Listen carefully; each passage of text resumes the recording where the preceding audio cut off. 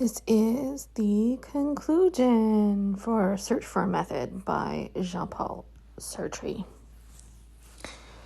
Since Kierkegaard, a certain number of ideologists, in their attempt to distinguish between being, être, and knowing, savoir, has succeeded in describing better what we might call the ontological region of existences. Without prejudice to the givens of animal psychology and psychobiology, it is evident that the presence in the world described by these ideologists characterizes a sector, or perhaps even the whole, of the animal world. But within this living universe, man occupies for us a privileged place. First, because he is able to be historical. That is, he can continually define himself by his own praxis, by means of changes suffered or provoked in their internalization, and then by the very surpassing of the internalized relations. Second, because he is characterized as the existent, which we are. In this case, the questioner finds himself to be precisely the questioned, or if you prefer, human reality is the existent whose being is in question in its being. It is evident that this being in question must be taken as a determination of praxis, and that the theoretical questioning comes in only as an abstract moment of the total process. Moreover, knowing is inevitably practical. It changes the known, not in the sense of classical rationalism, but in the way that an experiment in microphysics necessarily transforms its object.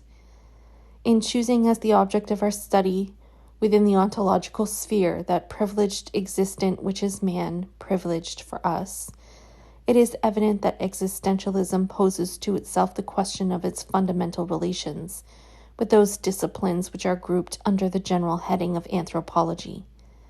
And although its field of application is theoretically larger, existentialism is anthropology too, insofar as anthropology seeks to give itself a foundation. Let us note, in fact, that the problem is the same one which Husserl defined apropos of sciences in general.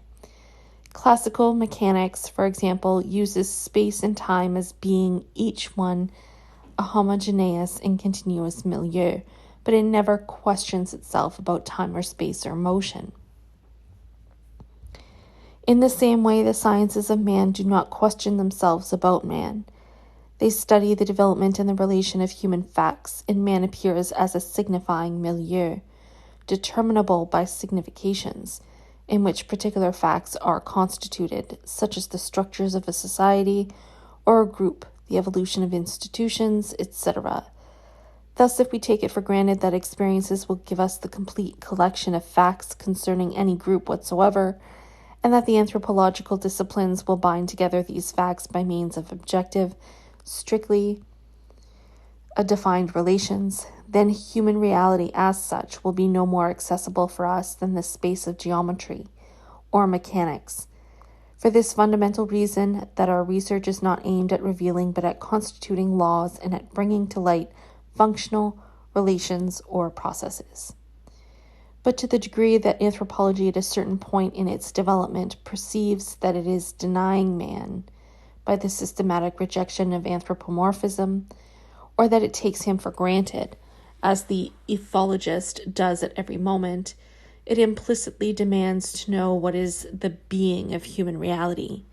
Between an ethnologist or sociologist, for whom history is too often only the movement which disarranges the lines of division, and a historian, for whom the very permanence of structures is a perpetual change, the essential difference and opposition are derived much less from the diversity of methods than from a more profound contradiction which touches on the very meaning of human reality. If anthropology is to be an organized whole, it must surmount this contradiction, the origin of which does not reside in a knowledge but in reality itself, and it must on its own constitute itself as a structural historical anthropology. This task of integration would be easy if one could bring to light some sort of human essence, that is, a fixed collection of determinations, in terms of which one could assign a definite place to the objects studied. but the majority of anthropologists agree that the diversity of groups considered from the synchronic point of view and the diachronic evolution of societies forbid us to found anthropology upon a conceptual knowledge. It would be impossible to find a human nature, which is common to the Murians, for example, and to the historical man of our contemporary societies. But conversely, a real communication and in certain situations a reciprocal comprehension are established or can be established between existents thus distinct. For example, between the ethnologist and the young Murians who speak of their Gothel. It is in order to take into account these two opposed characteristics, no common nature, but an always possible communication, that the movement of anthropology once again and in a new form gives rise to the ideology of existence. This ideology, in fact, considers that human reality eludes direct knowledge to the degree that it makes itself. The determinations of the person appear only in a society which constantly constructs itself by assigning to each of its members a specific work, a relation to the product of his work, and relations of production with the other members. All of this in a very ceasing movement of totalization. But these determinations are themselves sustained, internalized, and lived, whether in acceptance or refusal, by a personal project, which has two fundamental characteristics. First, it cannot under any circumstances be defined by concepts. Second, as a human project, it is always comprehensible, theoretically, if not actually. To make this comprehension explicit does not by any means lead us to discover abstract notions, the combination of which could put the comprehension back into conceptual knowledge. Rather, it reproduces the dialectic movement which starts from simply existing givens and is raised to signifying activity. This comprehension, which is not distinguished from praxis, is at once both immediate existence, since it is produced as the movement of action, and the foundation of an indirect knowing of existence, since it comprehends the existence of the other. By indirect knowing, we mean the result of reflection on existence. This knowing is indirect in this sense, that it is presupposed by all the concepts of anthropology, whatever they may be, without being itself made the object of concepts. Whatever the discipline considered, its most elementary notions would be incomprehensible without the immediate comprehension of the project which underlies them, of negativity as the basis of the project, of transcendence as the existence outside of itself in relation with the other than itself, and the other than man, of the surpassing as a mediation between the given that is simply there and the practical signification of need, finally, as the being outside of itself in the world on the part of a practical organism. It is useless to try to disguise this comprehension of the project by a mechanistic positivism, a materialist gestaltism. It remains and it supports the discussion. The dialectic itself, which cannot be made the object of concepts because its movement engenders and dissolves them all, appears as history and as historical reason only upon the foundation of existence, for it is the development of praxis, and praxis is inconceivable without need, transcendence, and the project. The very employment of these vocables to designate existence, in the structures of its unveiling indicate to us that it is capable of denotation. But the relation of the sign or signified cannot be conceived of here in the form of an empirical signification. The signifying movement, inasmuch as language is at once an immediate attitude of each person in relation to all and a human product, is itself a project. This means that the existential project will be in the word which will denote it, not as the signified, which on principle is outside, but as its original foundation and its very structure. And of course, the very word language has a conceptual signification. One part of the language can designate the whole conceptually. But the language is not in the word as the reality providing the basis for all nomination. The The contrary is true, and every word is the whole language. The word project originally designates a certain human attitude. One makes projects, which suppose as its foundation the project, an existential structure. And this word as a word is possible only as a particular effectuation of human reality inasmuch as it is a project. In this sense, the word by itself manifests the project which it derives only in the way in which the piece of merchandise retains in itself and passes on to us the human work which has produced it.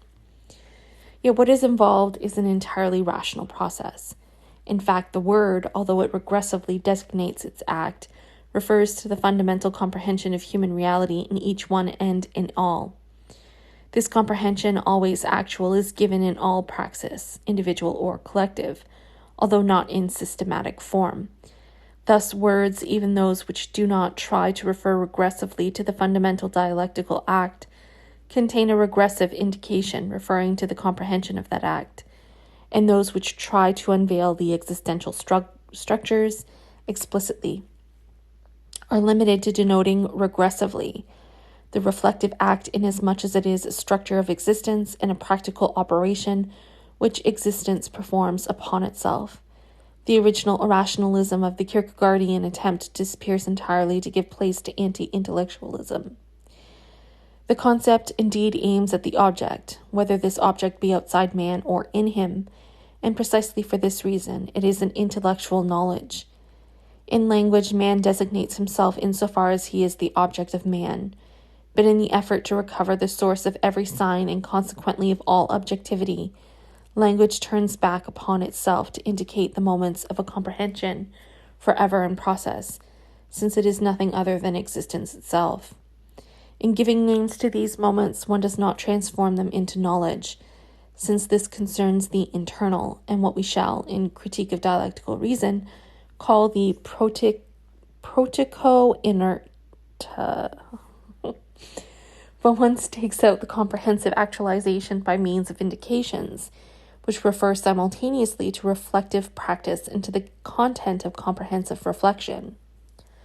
Need, negativity, surpassing project, transcendence, form a synthetic totality in which each one of the moments designated contains all the others. Thus, the reflective operation as a particular dated act can be indefinitely repeated. Thereby, the dialectic develops indefinitely and wholly in each dialectical process, whether it be individual or collective. But this reflective operation would not need to be repeated and would be transformed into a formal knowledge if its content could exist by itself and be separated from concrete historical actions, strictly defined by the situation. The true role of the ideologies of existence is not to describe an abstract human reality which has never existed, but constantly to remind anthropology of the existential dimension of the processes studied. Anthropology studies only objects. Now man is the being by whom becoming an object comes to man.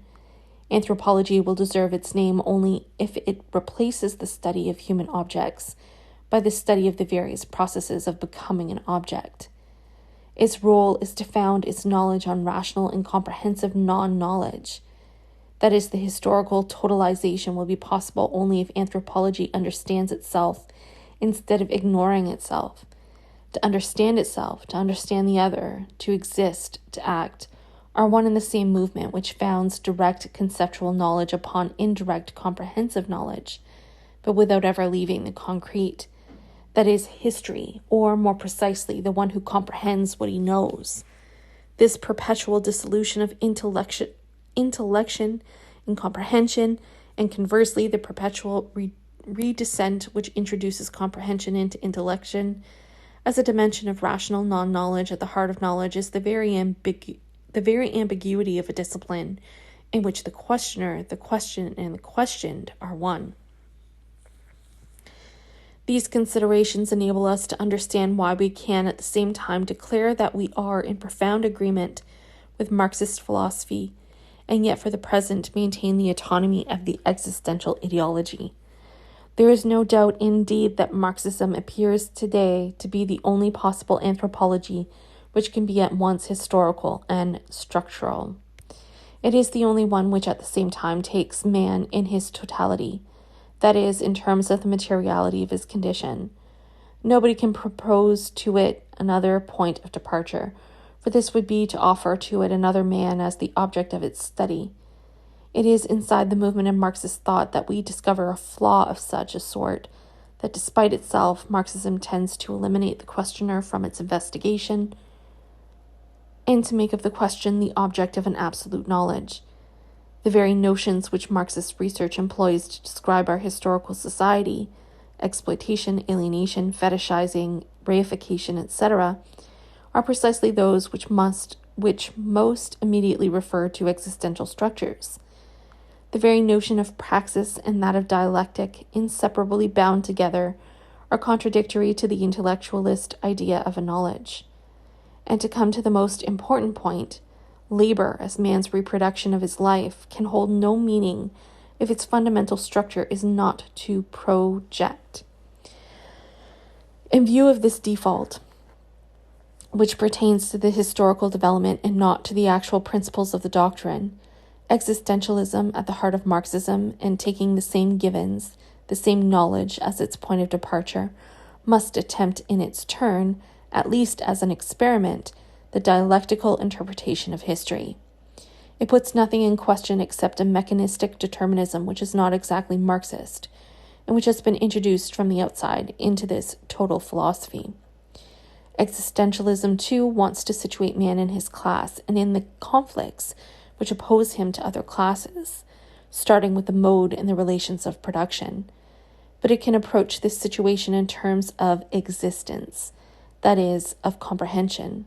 It makes itself the questioned and the question.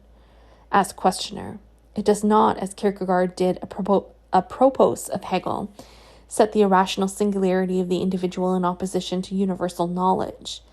But into this very knowledge and into the universality of concepts, it wants to reintroduce the insurpassable singularity of the human adventure. Thus, the comprehension of existence is presented as the human foundation of Marxist anthropology. Nevertheless, we must beware here of a confusion heavy with consequences. In fact, in the order of knowledge, what we know concerning the principle or the foundations of a scientific structure, even when it has come, as is ordinarily the case, later than the empirical determinations is set forth first, and one deduces from it the determinations of knowledge in the same way that one constructs a building after having secured its foundations. But this is because the foundation is itself a knowing, and if one can deduce from it certain propositions already guaranteed by experience, this is because one has induced it in terms of them as the most general hypothesis. In contrast, the foundation of Marxism as a historical structural anthropology is man himself, inasmuch as human existence and the comprehension of the human are inseparable. Historically, Marxist knowledge produces its foundation at a certain moment of its development, and this foundation is presented in a disguised form.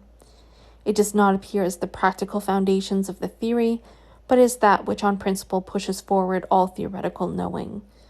Thus, the singularity of existence is presented in Kierkegaard as that which on principle is kept outside the Hegelian system, that is, outside total knowledge, as that which can in no way be thought, but only lived in the act of faith.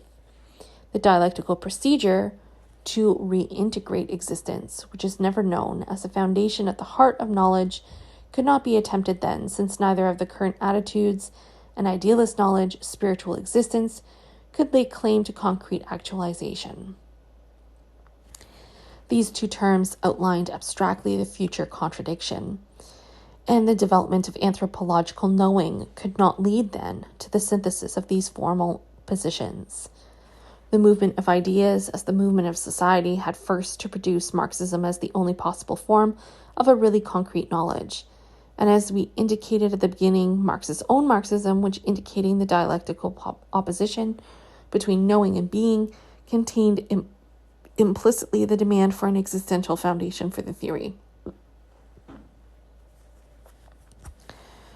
Furthermore, in order for notions like reification and alienation to assume their full meaning, it would have been necessary for the questioner and the questioned to be made one.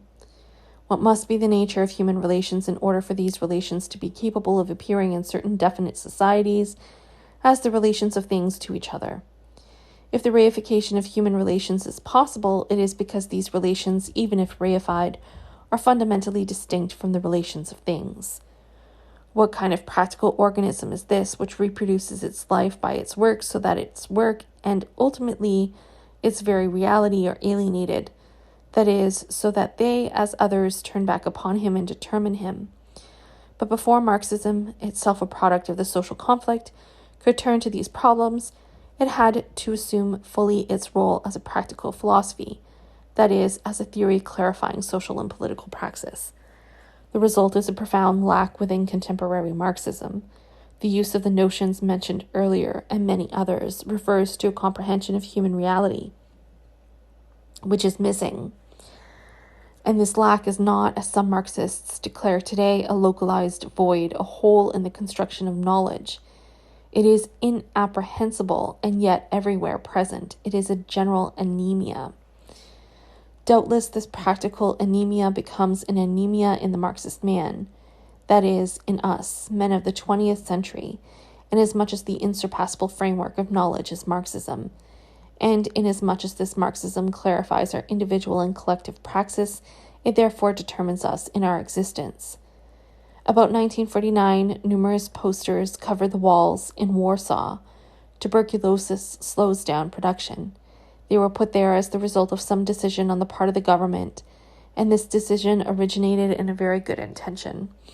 But the content shows more clearly than anything else the extent to which man has been eliminated from an anthropology which wants to be pure knowledge.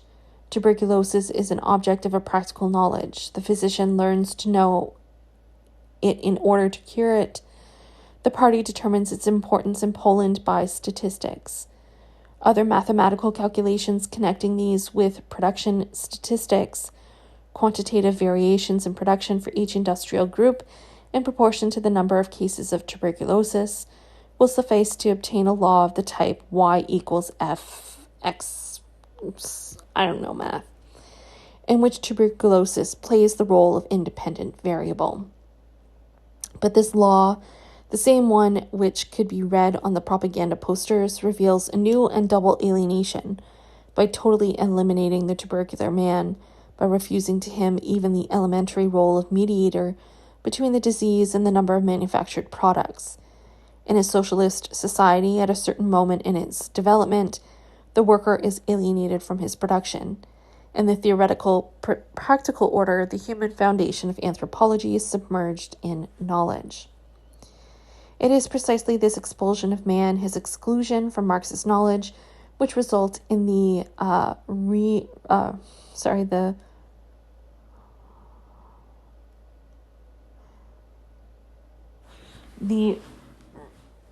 renaissance of existentialist thought outside the historical totalization of knowledge. Human science is frozen in the non-human, and human reality seeks to understand itself outside of science. But this time, the opposition comes from those who directly demand their synthetic transcendence. Marxism will degenerate into a non-human anthropology if it does not reintegrate man into itself as its foundation. But this comprehension, which is nothing other than existence itself, is disclosed at the same time by the historical movement of Marxism, by the concepts which indirectly clarify it, alienation, etc., and by the new alienations which give birth to the contradictions of socialist society, and which reveal to it its abandonment, that is, the incommensurability of existence and practical knowledge. The movement can think itself only in Marxist terms and can comprehend itself only as an alienated existence, as a human reality made into a thing. The moment which will surpass this opposition must reintegrate comprehension into knowledge as its non-theoretical foundation. In other words, the foundation of anthropology is man himself, not as the object of practical knowledge, but as a practical organism producing knowledge as a moment of its praxis. and the reintegration of man as a concrete existence into the core of anthropology as its constant support appears necessarily as a stage in the process of philosophy's becoming the world.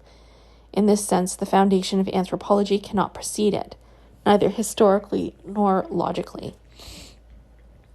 If existence in its free comprehension of itself preceded the awareness of alienation or of exploitation, it would be necessary to suppose that the free development of the practical organism historically preceded its present fall in captivity, and if this were established, the historical precedents would scarcely advance us in our comprehension, since the retrospective study of vanished societies is made today, with the Enlightenment furnished by techniques for reconstruction and by means of the alienations which enchain us. Or if one insisted on a logical priority, it would be necessary to suppose that the freedom of the project could be recovered in its full reality underneath the alienations of our society, and that one could move dialectically from the concrete existence which understands its freedom to the various alterations which distort it in present society. This hypothesis is absurd. To be sure, a man can be enslaved only if he is free, but for the historical man who knows himself and comprehends himself, this practical freedom is grasped only as the permanent concrete condition of his servitude, that is, across that servitude and by means of it as that which makes it possible as its foundation. Thus, Marxist knowledge bears on the alienated man, but if it doesn't want to make a fetish of its knowing and to dissolve man in the process of knowing his alienations, then it is not enough to describe the working of capital or the system of colonization. It is necessary that the questioner understand how the questioned, that is, himself, exists his alienation, how he surpasses it, and is alienated in this very surpassing. It is necessary that his very thought should at every instant surpass the intimate contradiction which unites the comprehension of man as agent with the knowing of man as object, and that it forge new concepts, new determinations of knowledge, which emerge from the existential comprehension and which regulate the movement of their contents by its dialectical procedure. Yet this comprehension as a living movement of the practical organism can take place only within a concrete situation insofar as theoretical knowledge illuminates and interprets the situation. Thus, the autonomy of existential studies results necessarily from the negative qualities of Marxists and not from Marxism itself. So long as the doctrine does not recognize its anemia, so long as it founds its knowledge upon a dogmatic metaphysics, a dialectic of nature, instead of seeking its support in the comprehension of the living man, so long as it rejects as irrational those ideologies which wish, as Marx did, to separate being from knowledge, and in anthropology, to found the knowing of man on human existence, existentialism will follow its own path of study. This means that it will attempt to clarify the givens of Marxist knowledge by indirect knowing, that is, as we have seen, by words which regressively denote existential structures, and to engender within the framework of Marxism a veritable comprehensive knowing which will rediscover man in the social world, and which will follow him in his praxis, or if you prefer, in the project which throws him toward the social possibles in terms of a defined situation. Existentialism will appear, therefore, as a fragment of the system which has fallen outside of knowledge. From the day that Marxist thought will have taken on the human dimension, that is, the existential project, as the foundation of anthropological knowledge, existentialism will no longer have any reason for being. Absorbed, surpassed, and conserved by the totalizing movement of philosophy, it will cease to be a particular inquiry and will become the foundation of all inquiry. The comments which we have made in the course of the present essay are directed to the modest limit of our capabilities toward hastening the moment of that dissolution.